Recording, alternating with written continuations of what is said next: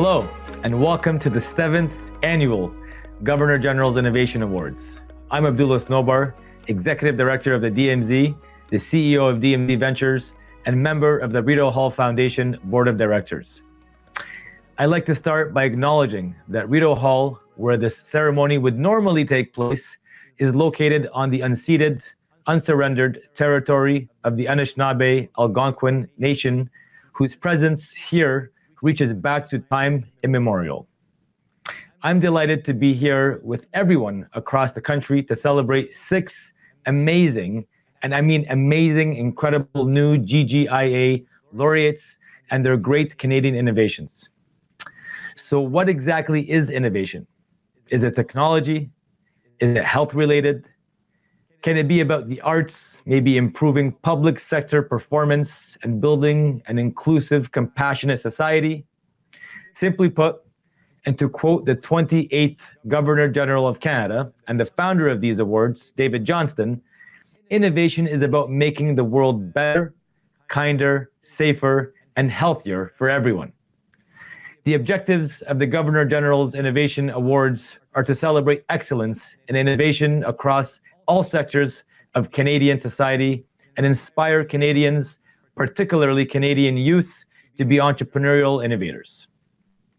The awards are given to individuals, teams, and organizations whose innovations are truly exceptional, transformative, and positive in their impact on the quality of life in Canada. And today, we have the opportunity to hear about 6 incredible innovations that are doing just that, making Canada and the world a better place. The GGIA are managed by the Rideau Hall Foundation in partnership with the Office of the Secretary to the Governor General. The awards are supported by the hard work of its nominating partners, Assessment Committee, and Selection Committee. We'd like to thank and congratulate them as well for today and making all this very much possible. Here with the message of congratulations and thanks is the Governor General of Canada, Her Excellency, Mary May Simon.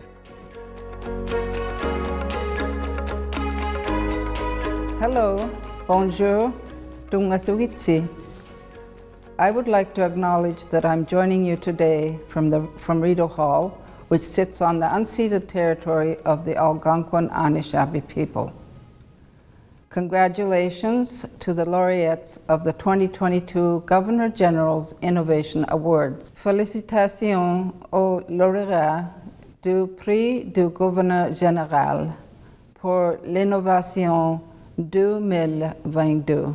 Nakong mero mayunga ilitaksijaw magutitaktonik taman na pinaswak tabut kanat limamo ilingan hakmat ammalohaw yibalya suta pinaswakta nutanik atokaya haktatinik anya tailimat jotikut ammalo apatilirinikut.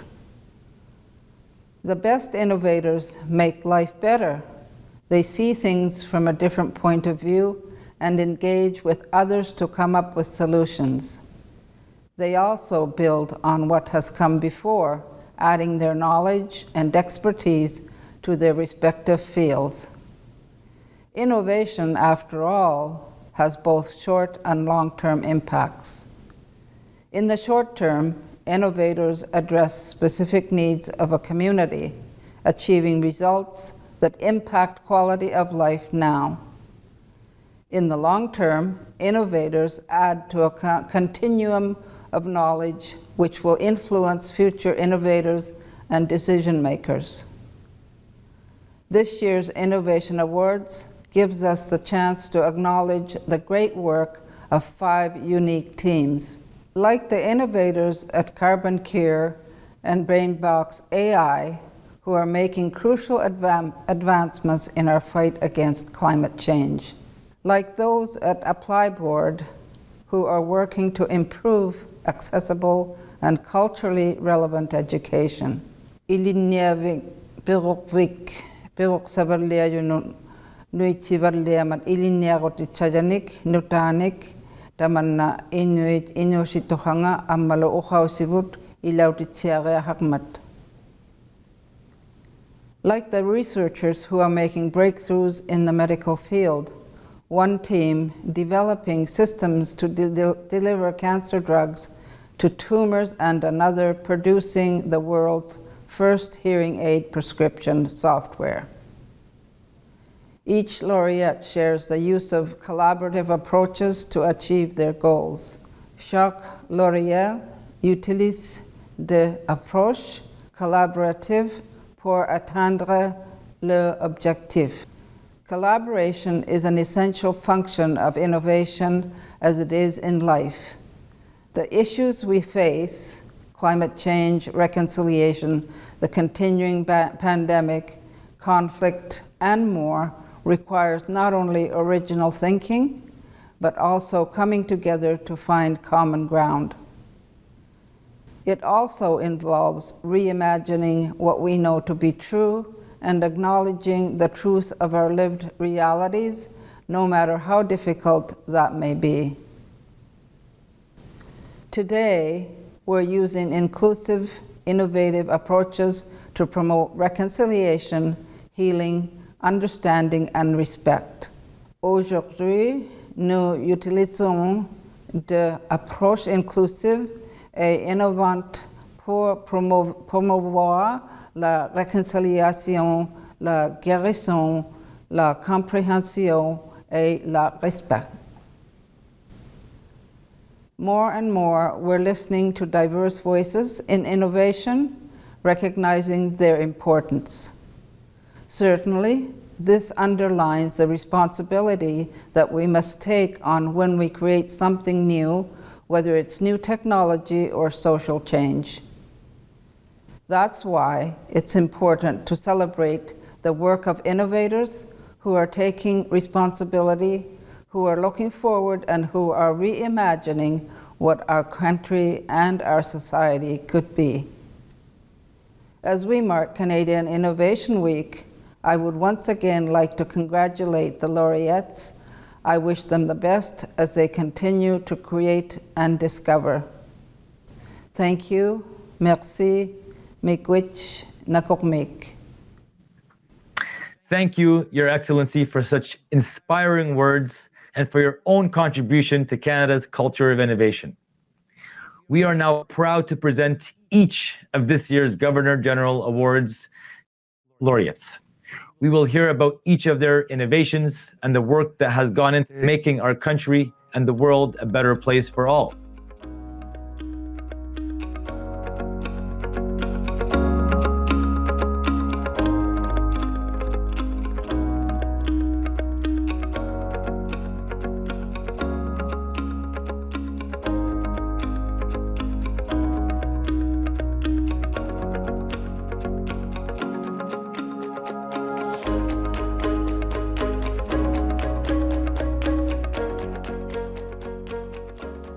Our innovation are carbon removal technologies, which means that we use CO2 that's normally released into the atmosphere as a harmful greenhouse gas.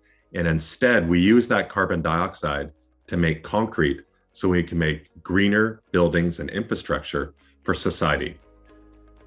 This is a necessary climate solution for not only Canadians, but the global society to adapt to a new net zero future.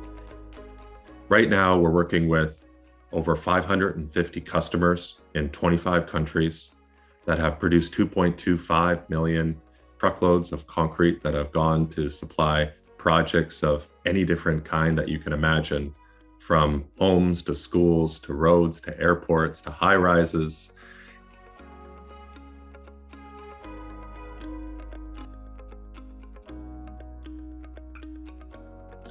We'd like to profoundly thank the Governor General's Innovation Award. I also need to thank our team that have been just incredible in pursuing our mission of decarbonizing the built environment, my family, and certainly as I think about the work that we're doing, I'm thinking about the next generation and my daughters who will be living in a world that we're creating for them that will be impacted by climate change.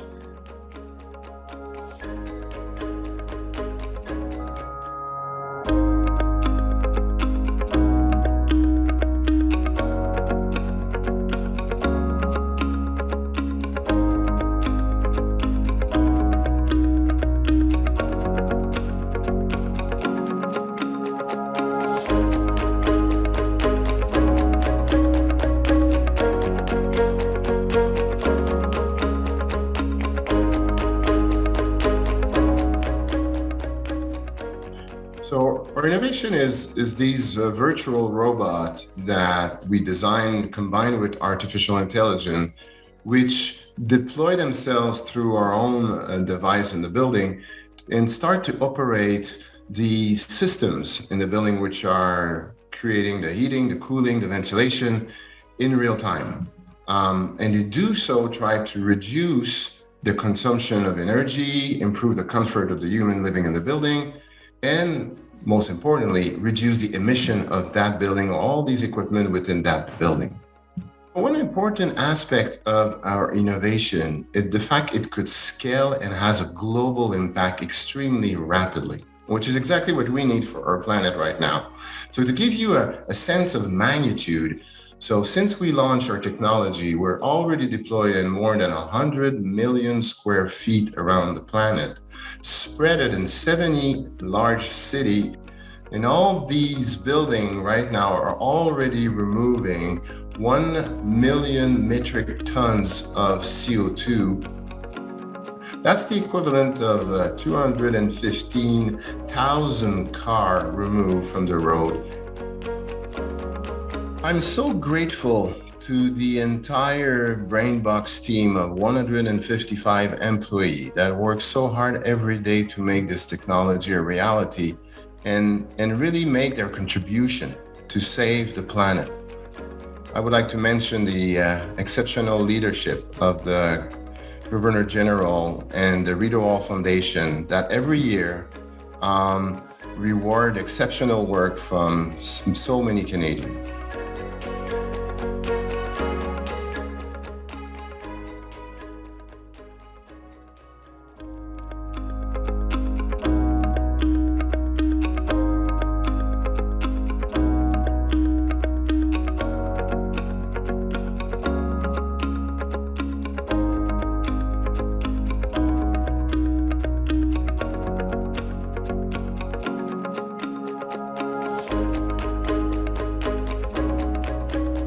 Our innovation is an online platform for students and their counselors from all over the world that they can simply search, match, find their eligibility, and apply for over 1,500 universities and colleges for their study abroad in Canada, United Kingdom, United States, and Australia.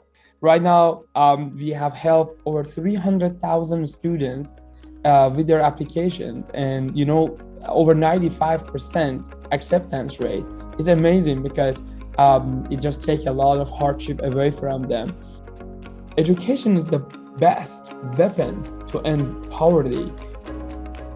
ApplyBoard is the world's largest online platform for international studies right now. We have 1,600 strong employees and staff all around the world in over 30 countries. And it's great to work in a multicultural company. Over years, we have raised over 600 million Canadian dollars. It's like a universe is helping for this to happen. It is not about ApplyBoard, it's about our mission, everyone wants this to happen because it's a good thing for humanity. 10 years ago, me and my brothers, we stepped foot in this beautiful country, and this country done a lot for us, and we are so happy about it. We are so honored to receive this award. It means a lot for me. Thank you so much. This is just a start,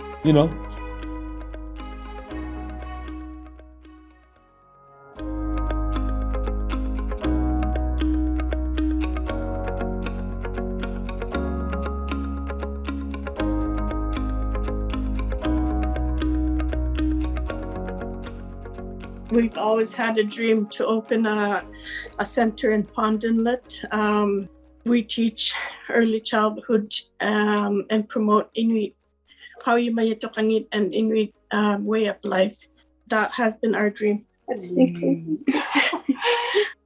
It is an Inuit-centered, IQ-centered preschool in the community of Pond Inlet, and it is supported by Montessori materials. So the heart of it is knowledge that has been there for a very long time. Materials like kamotik, which is the sled, and the tent, sealskin tent, own games, tracing Inuktitut syllabics. But we also have the classic Montessori materials that are very hands-on, wooden materials that were developed by Maria Montessori that also help to enhance the hands-on element.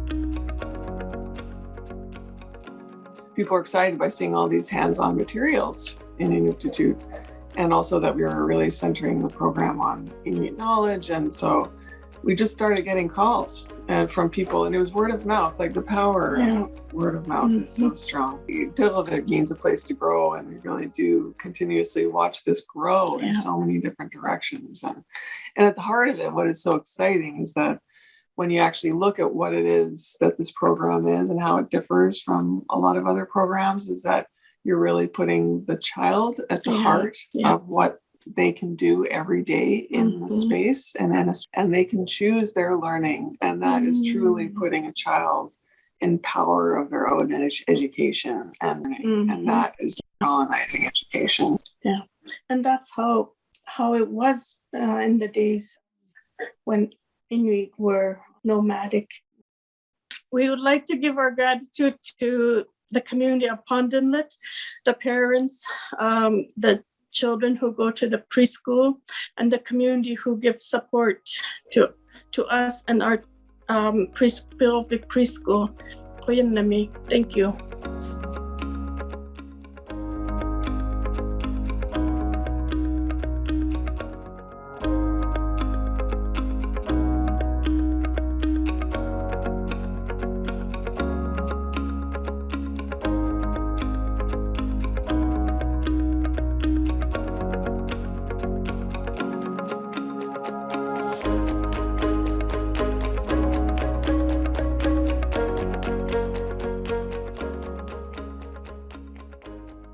So membranes go around all the cells in your body.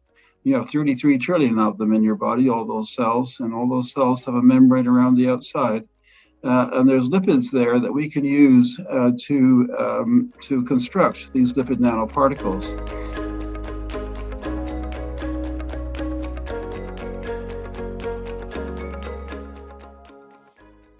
The impact of this invention has been quite profound.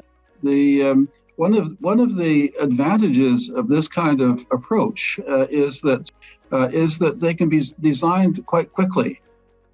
So what was done as soon as the sequence of the SARS-CoV-2 virus was elucidated, once we had messenger RNA, we could package that into a lipid nanoparticle, which takes a very short period of time. I can do it in a day or so. Another point is that this is going to be the basis of a whole new era of therapeutics.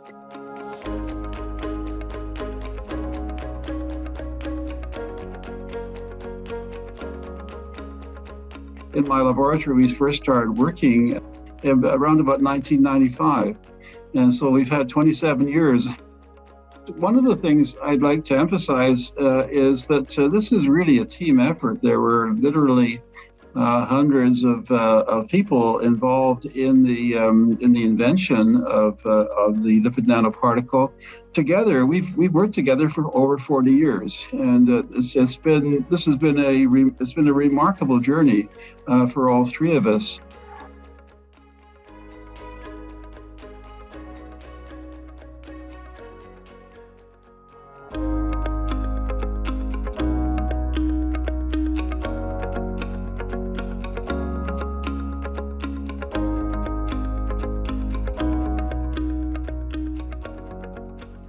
The innovation that our team is receiving the Governor General's Innovation Award for is called DSL, and it's a software system that is a prescription for hearing aids for babies and young children. When we started this, the reason it started was because all of the tools that we have now didn't exist, and it was more of guesswork and an art to provide hearing aid fitting for young infants and young children, and we really wanted to turn that to a science. Every baby has their own unique hearing, their own unique ear canal acoustics that change and grow as the baby gets bigger. And the hearing aid has its own complex signal processing. DSL breaks that all down into a whole clinical series of steps where babies will have hearing tests, and in the very young ages, babies can't do a hearing test by saying, I can hear that. So instead, we put electrodes on their head and measure their brain activity to sound. So the first step is that we make a whole bunch of corrections for that.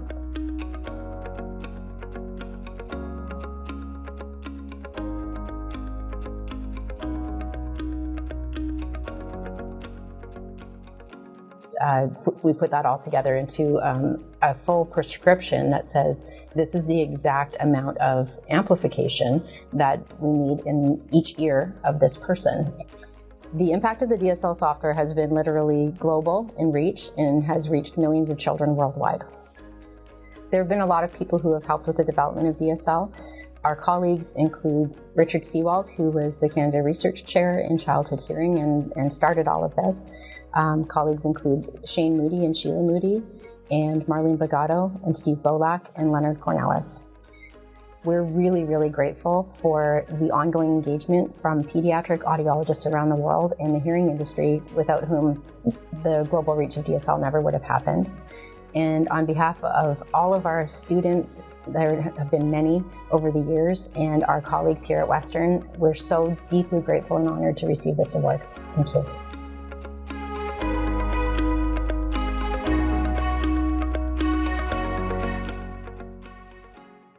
Congratulations to these incredible teams. Now, please join me in welcoming each of the team speakers as we get to sit down for a discussion on the power of innovation, inspiration, and the call to do things better.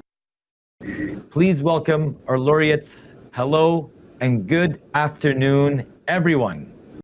Good afternoon. Good afternoon. Thank you. Good afternoon. Good afternoon. So let's get started. Martin Basiri from ApplyBoard. You and your team are providing global access to education, which is very inspiring. Your company has had exceptional growth and is now really become a household name in most cases. Where did your inspiration to innovate come from? And I wanted to ask a follow-on question that would lead into maybe your first part of inspiration, but what has been influential in creating your innovation mindset? And how important is that mindset to ApplyBoard's success? Yes, thank you so much for having me. Me and ApplyBoard, we are honored to receive this award. It really means a lot. I came to Canada 10 years ago to study at the University of Waterloo, and then my brothers came here as well to study. We are coming from a lower middle class family back home that education was everything. We didn't have money, but we knew our way up is through our education. And if it wasn't because of my education, I would have not have the pleasure of standing here and talk to you and receiving this award. After we came to Canada, we started helping our friends so they also can have access to this amazing education that we have here in this country. And a little after, we decided, why don't we automate the process so more people can have access to good quality education? Because hundreds of millions of people around the world, they don't have access to good quality education. And then ApplyBoard started almost exactly 7 years ago. And, we've grown from every single angle. We've grown over 1,500 staff globally. We've worked with almost 2,000 universities, colleges, and institutions all around the world. We assisted over 300,000 students with their study abroad journey. And every day is a blessing for us because we get to work hard, we get to innovate what we would like to do, but most importantly, every day we change lives of people by providing them access to the education that otherwise they might not even have, or simplifying their path to the education that they desire. It's amazing because I always we're Applyboard t-shirt, and sometimes people recognize me on the street and they say, oh, 3 years ago I used the platform to come to Canada. And it's just amazing to see them now working in a pharmacy, to see them working as an engineer, to see them working as a teacher or something. And this is amazing. We're gonna continue doing it. Our hope is one day. I really want to see that in my lifetime. One day, education is accessible for students all around the world, and no one in the world is not having access to education just because of where they were born, or because of the family wealth situation, or their nationality, or race, or religion. Education is a right, not a privilege. I love that, Martin, and I love the fact that you have a great North Star goal, which is to give access to education to all. What an amazing thing to kind of keep in mind. And you said something that's really important, which is changing people's lives. And that's something that you are fundamentally doing every day. And I wanted to do the follow-up question is just, who has been influential in creating your innovation mindset? Who's helping you kind of get to this mindset and pushing you forward every day to achieve what Applyboard's been able to achieve today in terms of success? Definitely my parents. Both of my parents were education, like they were in education. My mom was a school principal and my dad was university lecturer. They really pushed us to learn and be curious, especially my dad, always teaching us like things that was way above our age, but they were always like pushing us toward that. You know, coming from a family of educators, they were always like trying to like tell us that we have control in our life. By learning and acting and be determined, we can change our life and help other people as well. Martin, truly inspirational. Thank you very much. We're going to move on to Dr. Sean Monkman. Dr. Sean, similar question for you. What or who sparked your desire to innovate? I think for us, we're working in the built environment, which is something that touches everyone. It's kind of the society and the engineering built around us to allow us to succeed. And for us, it was identifying the societal need to live more sustainably. So once we've had embraced that vision, it was the point was to identify the opportunities in which we can make impactful solutions for making our environment more sustainable. And a lot of that inspiration would actually, come from the people that we've put together on our team, but also from our customers or people in the marketplace, people who are willing to take risks, people who are willing to try new things. They allow us to, get out into the world, try a few things. Maybe they don't all work, but they're all aiming towards a larger goal. And when you have that shared vision with your customers or the society at large, you can do really exciting things. And I think additionally for us, we're motivated by taking ideas from the lab and making them work in the industry. Innovation, can't die on the lab bench. It has to actually grow and flow and make an impact. And that's where the challenge for us has been, taking these ideas, making sure that they not only that they work, but they provide value, that they're desirable, and the marketplace wants to do something with them. And through that, we can make an impact. And for us, working within the sustainability side of things, I think we often turn to something called the time value of carbon, and saying anything we can do now currently to reduce carbon is more impactful than something we can optimize over 50 years. The urgency is there. So having found some solutions that will help reduce carbon in the concrete industry and having found those partners who want to work with us, I think, that's aligning innovation with impact, and that's been motivating us. Such great points, Dr. Sean. And I think two things that you mentioned earlier in your comment that resonate is, number one, build great teams, and number two, listen to your customer, and then you'll be able to, and hopefully that inspires you to continue moving forward. So thank you so much for that. I want to move on to Jatita Merkosak and Leia Kipomi. Your company, Pirovic, focuses on the traditional practice of allowing children to learn at their own pace by following their own natural curiosity and choosing topics that really interest them. First of all, I love that you're tag teaming this together today on the same screen, so it's really good to see that. And, I just wanted to ask, when it comes to supporting Indigenous innovators in Canada, what do you wish people knew about traditional knowledge in our contemporary world today? And how has it shaped your research and ambitions? Tana pigiak tawro sama yu inyo na makaunut ilinyang pigiak kama mikin ni isumangin aure yun na tiang ni tukiswar dani nga sukat tiang nga ni pigiak lo sama yu upigo sutiak tu kuda bunga kata sumagata. This is an absolute honor for us all. Education can and will change the world.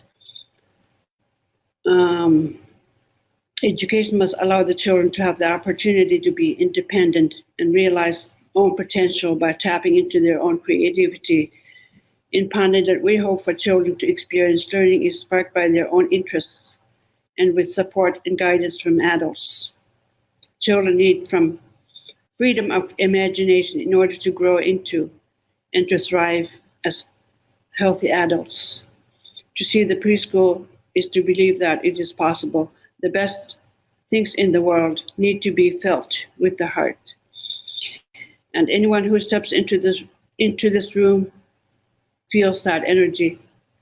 We are excited to share this method and this energy and our new partners. And with you all, thank you so much for your support. And we feel the children at early age need a good foundation. Thank you. Thank you so much for that. Really appreciate it. I wanted to move on to Dr. Peter Cullis. We know that building great Canadian businesses is not easy. And I see that every day working at the DMZ with hundreds of entrepreneurs trying to do exactly that. What barriers do you think Canadian innovators face today? And could you maybe share some obstacles that you've personally faced in your work and maybe some limitations that you've had to overcome?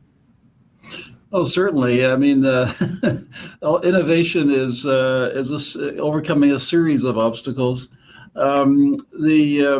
I guess the major barrier that I see for a lot of people kind of doing what they probably can do is their own inhibitions. We often feel like, gee, I can't do that. Some other people are just way more able, and they have much more experience.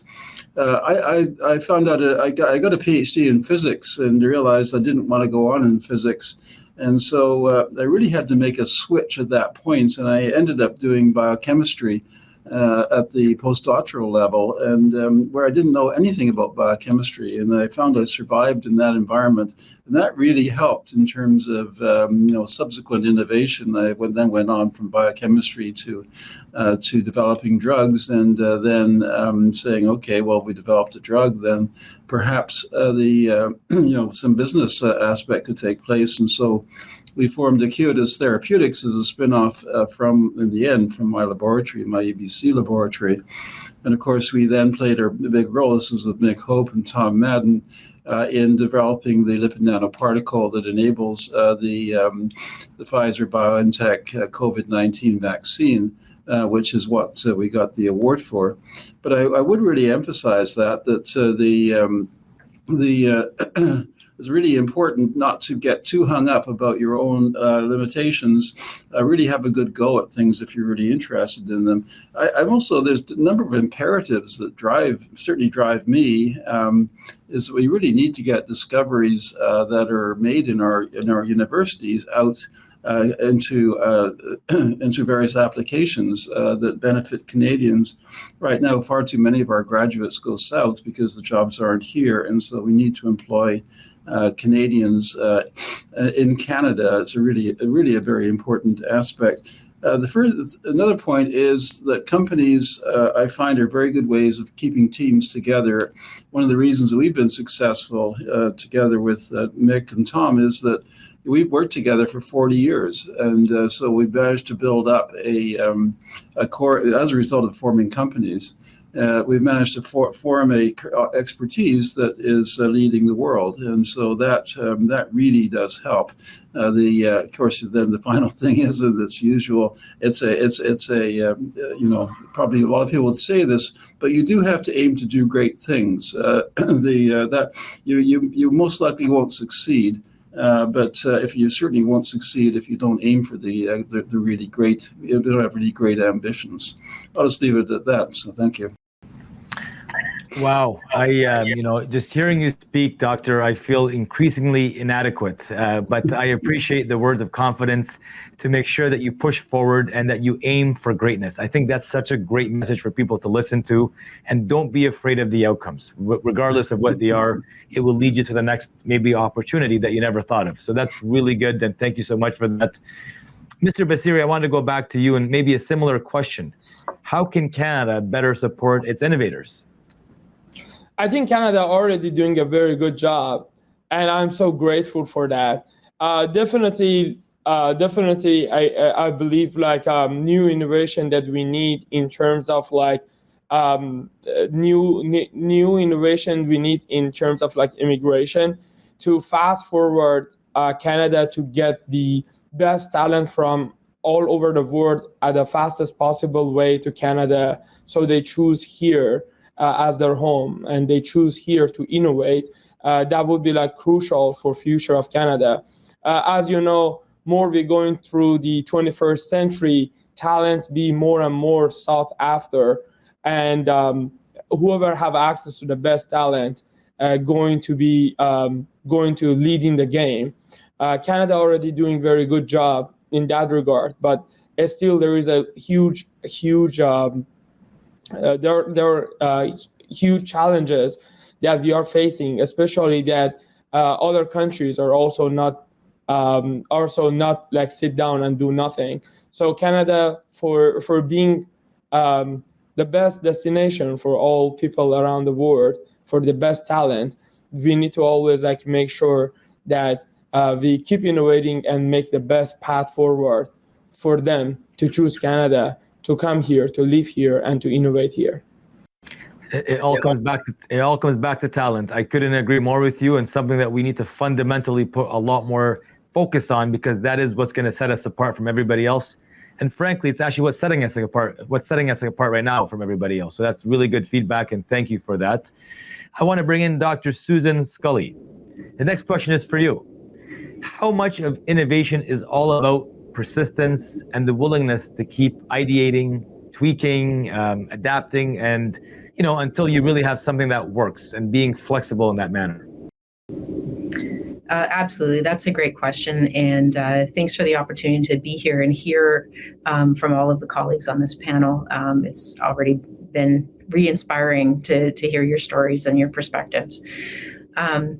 I think that persistence has been a big part of our team's work, and what we're the award that we were the technology that we've been given this award for is hearing aid prescription software for use for children who use hearing aids, and it's not a new technology. It's been developed over decades and is in the 5th version of the software. So that by itself sort of explains that there's been persistence and revision and ideation and revisiting of assumptions and tweaking and making improvements, and some of that has been in response to the technology changes in the larger hearing industry around us. So if a new piece of equipment is invented that could potentially be used for children, it's not typically invented for the purpose of being used for children from out of the gate, right? So we've worked a lot on how to make adaptations, how to take something that was maybe developed with the adults use case in mind and figure out how to make it work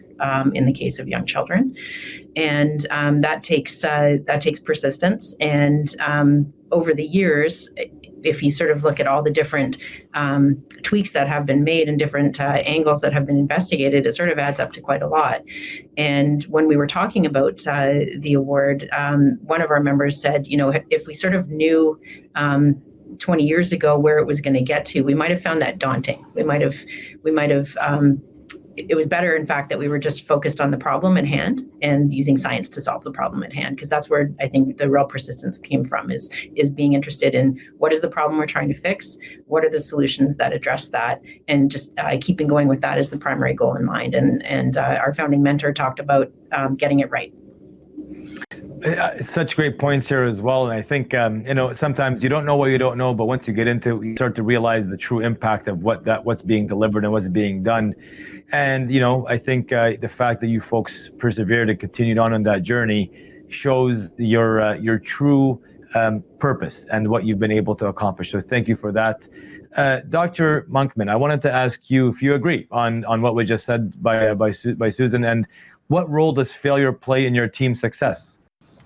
I heartily agree with the perspective of Susan. I think we've seen it in our own work that breakthroughs we've had, you certainly would say, are a product of effort. It's also highlights the importance of collaboration. In developing a diverse team with different skills and strengths and perspectives is one of the strategies that can help you navigate through the challenging times that failure can be a part of. But I also want to highlight for us that we want to look at failure as being instructive, that it's not necessarily an end point, but it's just you've discovered something that doesn't work. So if there's something from that you can learn, something that can inform you on the next thing you try, or shift in strategy, then you derive value from those challenges, and you can grow and excel based upon how you're able to adapt and overcome failure. Something I always talk about here, that take failure as a form of feedback, and you'll be able to apply that and become a better person, founder, entrepreneur, team member always. So I love you you stating that point, because it's so fundamentally important to the learning journey of a founder and what they're building. Thank you very much for that. I want to move on to Jean-Simon Vin. AI is one of the most exciting areas of technology, and we are exploring, and Canada is leading the way in this front. What do you think is the future of your research and work? What could we see maybe in the next 5, 10, or even 50 years based on what you've been able to accomplish so far? Well, Abdullah, it's we're just beginning, right? It's the beginning of a fascinating path. So what we have accomplished is basically use the expertise that we have in Canada, that there is deep learning expertise with one of the branch of AI, and we combined it with operational research, which is kind of the science of optimization. And merging the two was basically the secret of the recipe on our side. Designing that AI, autonomous AI that optimize and operate the building without the human on the energy side, so we could reduce the emission, increase the comfort of the tenant, reduce the energy. So that's kind of a building block. And if you look forward, what's coming up? Well, imagine if we start to connect these AI agents, which are operating the building all in their little corner, and we start to connect them together, and they start to act as kind of a school of fish at the city level, to the benefit of the energy production, to the energy distribution. So we don't have to produce that much, because the demand would fluctuate based on the constraint of production or distribution. And it's quite interesting, because all this kind of path forward of using AI to optimize the assets is coming at the right time, in terms of the complexity of the energy equation is becoming fairly complex now that we're going to have this electrical vehicle that we need to charge, and we're going to have more solar panel, one more windmill, more battery, and the optimization question of when should we charge a battery, when should we discharge that battery, when should we charge the car, and if you go dive into the detail, when should I do my laundry? When should we take the shower? And there is an optimal answer to all of these questions, but it's so complicated that really AI is the perfect tool to optimize that multi-factor equation in real time, much faster than what we could do with an Excel sheet. I love it. Optimized life sometimes is an important thing to become a better person. So I really appreciate that as well. Ms. Merkosak and Ms. Kipomi, similar question for you. What does the future hold for Birovic? Sorry. We really appreciate like elementary school for giving us the space. But as they have said before, that they're expecting so many students, and once they have too many students, we will have to pack up and leave, and we don't have a space. So that's our obstacle. All the positive feedback that we get from parents and teachers here is they're helping us with the future. It's just that we don't have our own building. Well, I do hope that we can find a way to continue the great work that you're doing, because it is critical and important for the community. So I thank you for your words and for your wisdom. I did want to shift into one final question. That's a question for everyone. And maybe I'll start with Dr. Scully. What is your advice to young people who want to become innovators in their own right? I think the one thing I'd like to say is that I can't think of too many innovations that happen from someone working alone. Who's your team, and the kind of trust, diversity of expertise, diversity of opinions, and ability to work together even through times that are difficult, mistakes that you make, and have honesty, openness, and trust working together with your team is probably the most important thing. Wise words. Thank you. Mr. Vin? I would say that for the first time in history of the mankind, we're reaching a point where technology is so powerful that we're not limited by the technology itself to chase a dream, but we're limited by our capacity to brainstorm and find the innovation angle to how to use that technology to create innovation. So go wild, start brainstorming, and put your dream at work, because it is possible to do that. I love that. Dr. Cullis? Yeah, I think Susan had a excellent point with regard to the need for the team. The team aspect is really, well, for me, it's pretty much everything. If you're not part of it, or you manage to construct a good team, it's very difficult to really carry your innovation through. The other thing is that, with, say, my own field, as just being emphasized with regard to AI, our abilities to make new medicines that use gene therapy approaches. In other words, use the biology that our body uses to produce proteins, whatever, is really revolutionizing medicine. That many diseases that before up till now we haven't been able to treat. The prospects are that we're going to be able to treat them very effectively using these new approaches. So I find it very exciting that it's not just things like the vaccine. There's many follow-ons from that are going to happen that will be treating everything from atherosclerosis to rare diseases such as cystic fibrosis, Alzheimer's, you name it, cancer. All of these diseases are now increasingly attackable using these gene therapy approaches, using nucleic acid-based therapies. Thank you, Dr. Cullis. Mr. Basiri? I would say never give up. Have your persistence, and that is like probably the most important thing. And after that, have passion for what you do, because doing something big, regardless of like finding a new innovation, building a company, or having impact on other people, whatever it is, it could be tiring. It's a hard way to have a big impact. So if you like what you do and you have passion for it, it doesn't feel work. You don't get tired, and you can continue doing it. And you have more reason not to give up, because almost all the successful people that I see and I ask them, it never came very easy to them. They always had hard times.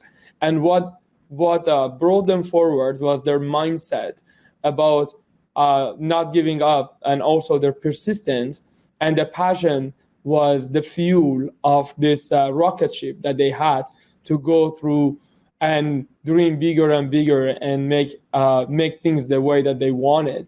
To not accept the world the way it is, but accept the world that but build the world the way they want it. I wish like more people were telling me earlier on in my life that to take more risk and to not afraid of failure. But I'm glad I learned after that. And every day I remind myself that to take more risk and not afraid of failure. It's such a strong message, and I think it's important to realize that being an innovator or an entrepreneur is not easy, but it's incredibly rewarding, as you mentioned. And I personally never met an interesting person with an easy life. So that's there you have it. I wanted to move on to Dr. Monkman. I would reflect upon the idea that being new and innovative is not enough. You need to understand what problem are you solving, what value can you provide to your target market, what challenges can you overcome, and once you understand that, then you have the chance of being sustainable and moving from just being simply innovative to being truly impactful. And as you embrace the vision of where you want to go, it's been mentioned again and again, the team that is going to join you on your journey is such an important part. So you have to understand where it is that you need help, what type of person, what type of skill set, and then get that journey going, jump on that rocket and go for a ride. Thank you so much. And last but certainly not least, Mrs. Merkosak and Ms. Kipomi. The obstacles in life are always going to be there. And this preschool consists of council, staff, and 2 co-directors, parents, and their little children that are coming here to preschool. And we need to work together to make it work and support each other. And if the staff need our support, we try to support them. And if they're lacking something, we are there for them. And for the sake of the preschoolers. I think it's important. Another important lesson is that obstacles will always be in your way, but it's about being able to get around it and find a way forward. So thank you all for that.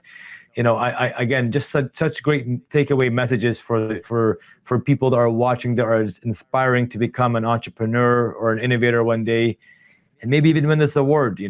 Some of the things is, being able to go wild and build your dream and never give up, and ensure that you are obsessed with the problem and not with the solution. And you're finding ways to remain flexible and move forward and build great teams. So such great messages from the group. And I just got to say, that's all the time that we have for today. But what's amazing about this group in particular is that they've been able to do so much for our country, to do a lot more deposits than they have withdrawals. So it just, I just want to thank all the laureates for being here with us and giving their time. Congratulations again on being named the 2022 Governor General Innovation Award recipients. Your accomplishments are truly remarkable in helping us make this country a better place for everyone. Thank you to the Rita Hall Foundation, the GGIA nominating partners, the GGIA assessment and selection committees, and all of you for watching. I'm Abdullah Snowbar. Thank you and take care.